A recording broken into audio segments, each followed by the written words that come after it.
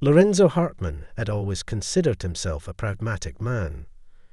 At 47, he built a comfortable life, a thriving architecture firm, a modernist house overlooking the Hudson River, and a marriage that, until recently, felt unshakable. His wife, Sylvie, was 20 years his junior, a fact that had raised eyebrows among their social circle when they'd married 5 years prior. But Lorenzo dismissed the whispers. Sylvie's laughter, her restless energy, the way she'd drag him to art galleries and indie concerts, it all made him feel alive, as though youth were a contagion he'd caught by sheer proximity. They'd met at a charity gala. Sylvie, then a junior curator at a downtown gallery, had been arguing passionately with a donor about the merits of abstract expressionism. Lorenzo, nursing a scotch nearby, found himself drawn to her fervour. Her dark hair was tousled, her gestures animated, and when she'd accidentally knocked over his drink, her apology had been so genuine, so alive, that he'd asked her to dinner on the spot. For years, their dynamic worked. Sylvie balanced Lorenzo's stoicism with her spontaneity. She'd surprise him with weekend trips to coastal towns, where they'd wander cobblestone streets and share bottles of wine under the stars. He, in turn, grounded her, paying off her student loans, encouraging her to pursue a master's degree, listening patiently as she fretted over career choices. "You're my anchor," she once told him, tracing his jawline with her fingertips. But anchors, Lorenzo would later think, are meant to hold ships in place, not drown them. The first fissure appeared subtly. Sylvie began staying late at work, citing a new exhibition she was curating. "It's a collaborative project with artists from Oslo," she explained one evening, her eyes skimming her phone as she spoke. Lorenzo nodded, though the details blurred. He'd been preoccupied with a high-rise proposal due the next morning. Then came the messages. Sylvie, who'd once left her phone face up on the kitchen counter, now angled the screen away when notifications chimed. Lorenzo noticed but said nothing. Paranoia felt beneath him. Until one night, as they shared takeout on the couch, her phone buzzed insistently. A name flashed. Elias. "Who's Elias?" Lorenzo asked casually, chopsticks hovering over his noodles. Sylvie didn't look up. "The photographer I'm working with. His series on urban decay is phenomenal. You've mentioned him before." "Maybe." She shrugged, tucking a strand of hair behind her ear. "He's just a colleague." But colleagues didn't text at midnight. Lorenzo bit back the remark. Weeks passed. Sylvie's absences grew longer, her explanations vaguer. One rainy Tuesday, Lorenzo left the office early, intending to surprise her with tickets to a jazz show she'd mentioned. Her gallery was closed, the lights dim. Puzzled, he called her. "Hey," she answered, voice hushed. "I'm at a warehouse in Brooklyn. Site visit for the installation. I'll come pick you up." "No," a beat too sharp. "I mean, it's chaotic here. I'll grab a cab later." The line went dead. Lorenzo stood in the drizzle, staring at his reflection in the gallery's darkened windows. That night, Sylvie arrived home smelling of rain and a cologne he didn't recognize. The unraveling accelerated. Sylvie began dressing differently, sharper blazers, crimson lipstick Lorenzo had never seen her wear. She took up yoga, her lithe body folding into poses that left her breathless and glowing. "It's good stress relief," she said when he commented. But stress relief didn't explain the way she'd hum to herself in the shower, as though carrying a secret melody. Lorenzo's suspicions congealed into a cold weight. He began cataloging inconsistencies.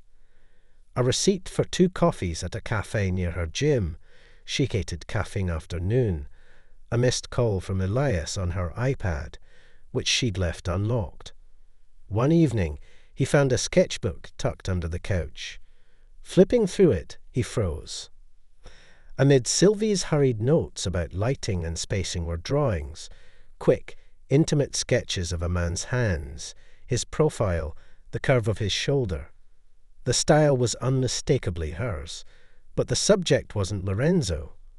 These hands were younger, adorned with a silver ring on the thumb. He confronted her gently. "Are you connecting with someone at work?" Sylvie stiffened. "What's that supposed to mean?" "The sketches. They're not me." She snatched the book from him. "It's called Practice, Lorenzo. Not everything is about you." The fight that followed was volcanic.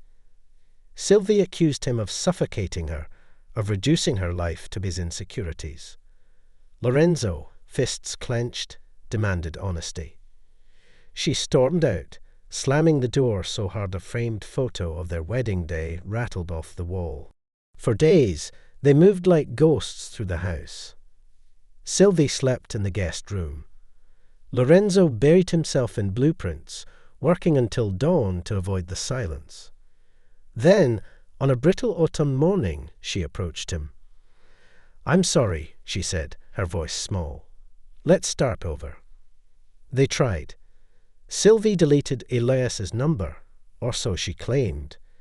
She came home early, cooked elaborate meals, laughed too brightly at Lorenzo's jokes. But the cracks were too deep. Lorenzo found himself studying her, the way she bit her lip when lying, the flicker of guilt in her eyes when his back was turned. One afternoon, as he sorted mail, a postcard slipped out. The image was stark, a black and white photo of a dilapidated factory, captioned Elias Voss, Urban Fragments. On the back, a scrawled note. S. Still thinking about last week. Meet me Thursday. Lorenzo's hands shook. Thursday was tomorrow. He didn't sleep. By 7 a.m., he was parked down the block from the gallery, sipping bitter gas station coffee. Sylvie emerged at 9:15, dressed in a tailored coat he bought her last Christmas. She hailed a cab, and Lorenzo followed, his knuckles white on the steering wheel. The cab stopped outside a boutique hotel in Soho. Sylvie hurried inside. Lorenzo waited 5 minutes, then 10. When she didn't reappear, he stepped into the lobby, heart thrashing. The clerk eyed him warily. "I'm looking for my wife," Lorenzo said, sliding a 20 across the counter. "Sylvie Hartman. Did she check in?" The clerk hesitated, then nodded toward the elevators. Room 412. The ride upstairs felt interminable. Lorenzo's mind raced. What would he say? What would he do? When the doors dinged open, he walked slowly, each step echoing. At 412, he paused. Muffled voices seeped through the door. Sylvie's laugh, low and unfamiliar. He raised his fist to knock. Lorenzo's knuckles hovered inches from the door. Sylvie's laughter coiled around him, bright and unguarded, a sound he hadn't heard in months. For a heartbeat, he considered walking away. Pride demanded it. But the ache in his chest, raw and primal, rooted him in place. He knocked. The voices inside stuttered to silence. Footsteps approached, light and hesitant. The door opened just enough to reveal Elias, mid-30s, tousled blonde hair, a silver ring glinting on his thumb. Recognition flashed in his eyes. "Mr. Hartman." "Aye." Lorenzo shoved past him. The room smelled of jasmine and guilt. Sylvie stood by the bed, her coat discarded, blouse half unbuttoned. Her face drained of colour. "Lo," she whispered. He said nothing. The air felt thick, syrupy, as though time itself had slowed. His gaze swept the scene. Rumpled sheets, a half-empty bottle of champagne, Sylvie's scarf draped over a chair like a surrender flag. Elias cleared his throat. This isn't what it. Get out. Lorenzo didn't raise his voice. The calm terrified even him. The photographer hesitated, glancing at Sylvie. She nodded once, her eyes glistening. Elias grabbed his jacket and slipped into the hallway, the door clicking shut behind him. Silence pooled between them. Sylvie hugged herself, her breaths shallow. "I'm sorry," she began, but Lorenzo cut her off. "How long?" She flinched. "A few months. It didn't mean anything." The cliché ignited something in him. "Didn't mean anything." He laughed, brittle. "You threw us away for nothing." "It wasn't like that." Her voice broke. "You stopped seeing me, Lorenzo. I became another piece of your perfect life, your pretty wife in your pretty house." "Elias," he listened. "He made me feel alive." The word dripped venom. "That's my line, isn't it?" Sylvie crumpled onto the bed, tears streaking her mascara. "I tried to end it. I swear. But every time I pulled away, he'd—" "Don't." Lorenzo turned toward the window, the Manhattan skyline blurred by rain. "Don't blame him. This is on you." They separated that night. Sylvie took a suitcase and an Uber to her sister's apartment. Lorenzo stayed in the empty house, pouring scotch he didn't drink, replaying the confrontation like a cursed film reel. He'd expected rage, a cathartic explosion. Instead, he felt hollow, as though Sylvie had carved out some essential part of him and left the wound gaping. Work became his refuge. He buried himself in designs, clean lines, steel beams, structures that obeyed logic. But even there, memories seeped in. The high-rise proposal Sylvie had doodled on during a meeting. It needs more soul, low. The corner office where she'd surprise him with lunch, her smile brighter than the skyline. One evening, his assistant, Mara, lingered after hours. "You look like hell," she said bluntly, setting a coffee on his desk. "Divorce will do that." She hesitated. For what it's worth, she didn't deserve you. Lorenzo stared at the blueprint in front of him, the lines swimming. Maybe I didn't deserve her either. Weeks bled into months. Legal papers piled up, cold and impersonal. Sylvie called once, voice trembling, asking if they could talk. He declined. Words felt dangerous now, too easily twisted, too easily weaponized. Then, on a brittle March morning, a package arrived. Inside was Sylvie's sketchbook, the one he'd found months ago. A note fluttered out. "Lo, I know you won't read this, but I need to say it. Every drawing in here is a lie, except one. Page 42. Against his better judgment, he flipped to the page. It was a portrait of him, asleep at his desk, brow furrowed even in rest. The details gutted him. The way she'd shaded his wedding band, the faint smile on his lips she'd imagined.